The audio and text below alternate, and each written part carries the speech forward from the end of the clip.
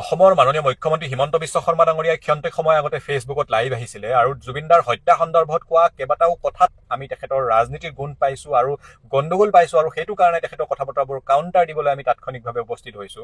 আমি এটা কথা প্ৰথমতেই মানি লওঁ যে মাননীয় মুখ্যমন্ত্ৰী হিমন্ত বিশ্ব শৰ্মা ডাঙৰীয়াৰ নিচিনা আমাৰ সাধন নাই, নিউজ চেনেল নাই বা IT চেল নাই, যিবোৰে নেকি মাননীয় মুখ্যমন্ত্ৰী ডাঙৰীয়াই কিবা ৰাজনীতিকৰণৰ কথা বতৰা ক'লেও সেইবোৰ ক্ষিপ্ৰতাৰে ৰাইজৰ মাজলৈ তেখেতে সেই প্ৰপাগাণ্ডাবোৰ সেই তেখেতৰ মেকানিজিমটোৱে IT চেলবোৰে লৈ যাব। তথাপি মাননীয় মুখ্যমন্ত্ৰী হিমন্ত বিশ্ব শৰ্মা ডাঙৰীয়াই যিমান টেকফুলি জুবিনদাৰ মৃত্যুৰ বিষয়টোত ৰাজনীতি সোমোৱাবলৈ চেষ্টা কৰিব, আমি প্ৰতিটো কথাৰে কাউণ্টাৰ দি যাম, উত্তৰ দি যাম।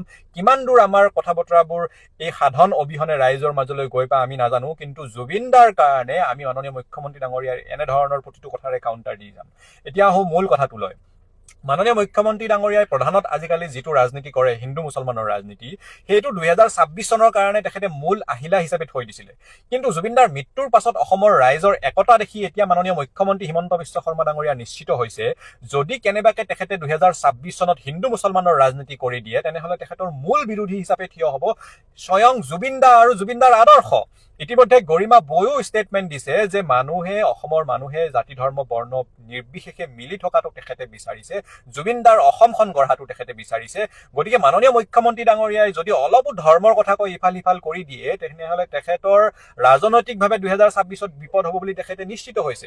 আৰু সেইটো কাৰণে খুব টেকফুলি ষড়যন্ত্ৰমূলকভাৱে তেখেতে লাহেকে উচ্ছেদৰ প্ৰসংগ এটা আনি এই কথাটোত ৰাজনীতিকৰণ কৰিবলৈ চেষ্টা কৰিছে বুলি আমি উমান পাইছো। আৰু সেইটো কাৰণে ক'বলৈ বিচাৰিছো যে মাননীয় মুখ্যমন্ত্ৰী হিমন্ত বিশ্ব শৰ্মা ডাঙৰীয়া জুবিনদাক কোনো দিন কোনো কালে লগ নোপোৱা, দেখি নোপোৱা মানুহেও এইকেইটা দিন শোকত দগ্ধ হৈ আছে, যাতনাত আছে, বেদনাত আছে। আপোনালোকতো ৰাজনীতি কৰা মানুহ, আপোনালোকে বিভিন্ন কাৰ্যসূচীত ভাগ লৈ আছে, কিন্তু অসমৰ মানুহবোৰৰ খবৰ লওক। অসমৰ 3,30,00,000 জনতাই ৰাতিপুৱা শুই উঠিতেও কান্দিছে, ৰাতিপুৱা শুৱাৰ আগতেও কান্দিছে। যেতিয়াই জুবিনদাৰ ফটোখন মোবাইলত দেখিছে, তেতিয়াই মানুহৰ চকুলো ওলাই আছে। ইয়াতে জাতি ধৰ্ম বৰ্ণ বুলি কোনো ধৰণৰ কথাই অহা নাই। আপুনি যেতিয়া দেখিছে যে সকলো ধৰ্মৰ মানুহে, সকলো জাতিৰ মানুহে, সকলো আপোনাৰ নিজৰ দলৰ মানুহবোৰেও এই কথাটো জোৰেৰে লাগি আছে, সজোৰে লাগি আছে, তেতিয়া আপোনাৰ যে এই 2026 চনত ৰেডি কৰি থৈ দিয়া সাম্প্ৰদায়িকতাই কাম নকৰিব। আপুনি কথাটো ভালকে বুজি উঠি টেকফুলি আপুনি লাহেকে আপোনাৰ উচ্ছেদৰ কথাটো আনিবলৈ বিচাৰিছে। আৰু আপুনি ক'বলৈ বিচাৰিছে যে কিছুমানে উচ্ছেদৰ প্ৰতিশোধ ল'বলৈ এই কথাটো বিচাৰিছে। কি জুবিনদাৰ মৃত্যুৰ ন্যায় বিচাৰাটো উচ্ছেদৰ প্ৰতিশোধ কেনেকে হ'ব পাৰিলে? এই কি সাংঘাতিক কথা এইটো? মুখ্যমন্ত্ৰীৰ আসনখনত থাকি ইয়াতকে দুৰ্ভাগ্যজনক কথা আৰু কোনোবাই ক'ব পাৰিব নেকি? যে কোনোবাই যদি উচ্ছেদৰ সমৰ্থন কৰে বা বিৰোধিতা কৰে, বা আপুনি যিসকলক উচ্ছেদ কৰিছে তেওঁলোকৰ কি জুবিনদাৰ মৃত্যুৰ ন্যায় বিচাৰা অধিকাৰটো নাই নেকি? অসমৰ 3,30,00,000 মানুহৰ মনত, হৃদয়ত জুবিনদা আছে। জুবিনদা তেখেতসকলৰ কাৰণে আবেগ। গতিকে ইয়াত উচ্ছেদৰ প্ৰসংগ আহিবই নোৱাৰে। আপুনি যেতিয়া আশ্বস্ত হৈছে, নিশ্চিত হৈছে যে এইবাৰ হিন্দু মুছলমান নচলিব, আপুনি উচ্ছেদৰ এটা ৰূপ দি প্ৰকাৰান্তৰে আপুনি বস্তুটো সোমোৱাবলৈ চেষ্টা কৰিছে, পলাৰাইজ কৰিবলৈ চেষ্টা কৰিছে। এইবোৰ মাননীয় মুখ্যমন্ত্ৰী ডাঙৰীয়া নকৰিব। আপোনাক আহ্বান জনাইছো, আপুনি প্ৰমাণ কৰক আপুনি কিমান জুবিন প্ৰেমী। আপুনি ষ্টেটমেণ্ট দিয়ক। আপুনি আৰম্ভণিৰ দিনাখনৰ পৰা 19 তাৰিখৰ পৰা আপুনি দিয়া ষ্টেটমেণ্টবোৰ পাব্লিক ডমেইনত আছে। আপুনি কেনেধৰণে কৈছিলে প্লেচ অফ অকাৰেঞ্চ ছিংগাপুৰ বুলি তেওঁলোকক আনি সোধপোছ কৰিব। আপোনাৰ তেনেধৰণৰ দুৰ্বল ষ্টেটমেণ্টবোৰ যি দিছিলে আৰু আজিৰ দিনটোলৈ আপুনি কি ষ্টেটমেণ্ট দি গৈছে প্ৰতিটো ক্ষেত্ৰতে, সেইবোৰ অসমৰ ৰাইজৰ আগত উত্তৰ দিয়ক। আপুনি কিমান জুবিন প্ৰেমী উত্তৰ দিয়ক যে অসমত কেইবাখনো এজাহাৰ পৰাৰ পাছত আপুনি সিদ্ধাৰ্থ শৰ্মাক দিল্লীত এৰি থৈ আহি ইয়াতে গৰিমা বৌৰ অজুহাত দেখাইছে।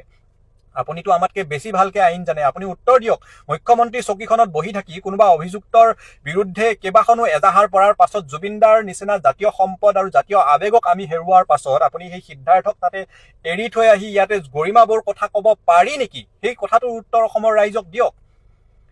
গতিকে কথা বতৰাবোৰ ইফাল সিফাল কৰি আপুনি ৰাজনীতিকৰণ কৰিলে অসমৰ মানুহে এইবোৰ বুজি পায়। মুখ্যমন্ত্ৰী ডাঙৰীয়া, এইবোৰ ৰাজনীতি এতিয়াই কৰাতকে, তদন্তৰ এইটো সময়ত এইবোৰ ৰাজনীতি কৰাতকে আপুনি অসমৰ ৰাইজে জুবিনদাৰ মৃত্যুৰ ন্যায়ৰ বিষয়টো যেনেধৰণে বিচাৰিছে সেই ধৰণে আগুৱাই লৈ যোৱাৰ প্ৰয়াস নকৰে কিয়?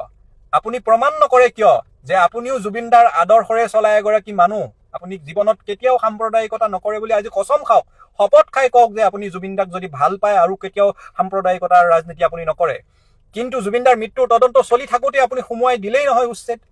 ইয়াত উচ্ছেদৰ প্ৰসংগটো আহিব পাৰে কেনেকৈ? আপুনি সেইটো যুক্তিৰে ক'ব লাগিব। ষ্টেটমেণ্ট এটা দিলেই নহয় যে উচ্ছেদৰ প্ৰতিশোধ ল'বলৈ। সেইটো আপুনি বহলাই ব্যাখ্যা কৰি দিয়ক যে জুবিনদাৰ মৃত্যুৰ ন্যায় বিচাৰাটো একাংশই উচ্ছেদৰ প্ৰতিশোধ ল'বলৈ কৰা ব্যৱস্থা হ'ব কেনেকে পাৰে? অসমৰ 3,30,00,000 মানুহে জুবিন দাক ভাল পায়, জাতি ধৰ্ম বৰ্ণ নিৰ্বিশেষে সকলোৱে ভাল পায়। আপোনাৰ নিজৰ দলৰ মানুহে জুবিন দাৰ মৃত্যুৰ বিষয়টোত ন্যায় বিচাৰি আছে। গতিকে আপুনি কিমান ষড়যন্ত্ৰমূলকভাৱে এই কথা বতৰাবোৰ কৈছে ৰাইজে কিন্তু ধৰিব পাৰিছে। গতিকে মাননীয় মুখ্যমন্ত্ৰী ডাঙৰীয়া, এনেধৰণৰ কথা বতৰাবোৰৰ পৰা তদন্তৰ এইটো সময়ত কমচে কম আপুনি বিৰত থাকক। আপুনি আৰম্ভণিৰ পৰা কোনবোৰ কথা কৈছিলে, কিমান দিন পিছত অভিযুক্তসকলক ধৰা হ'ল, কাৰ অভিযুক্তৰ ক'ত লিংক আছে, ক'ত সম্পৰ্ক আছে, অসমৰ মানুহে সকলো দেখিছে।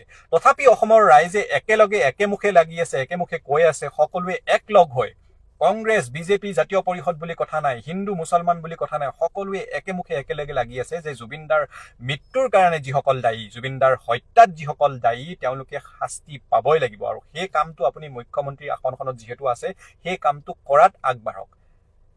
আপোনাৰ চৰকাৰৰ বিপদ দেখি বা আপোনাৰ ৰাজনৈতিক কথা বতৰাবোৰ যেতিয়া 26ত সেইবোৰ ফল নাপাব বুলি ভাবি আপুনি যে এতিয়া লাহেকে পলাৰাইজ কৰিব চেষ্টা কৰিছে, এইবোৰ কমচে কম জুবিনদাৰ খাতিৰত এইবোৰ নকৰিব মাননীয় মুখ্যমন্ত্ৰী ডাঙৰীয়া। এই কথাটো আপোনালৈ প্ৰেৰণ কৰিলো, এই বাৰ্তাটো আপোনালোক অনুৰোধ জনালো। তদন্তটো ভালকে কৰক আৰু তদন্তটো ভালকে আগুৱাই নি দোষীসকলক শাস্তি দিয়াৰ ব্যৱস্থা কৰক। আপুনি 2026ত ৰাজনীতি কৰিব, এতিয়া নহয়। ধন্যবাদ। জয় জুবিন দা, জয় আই অসম।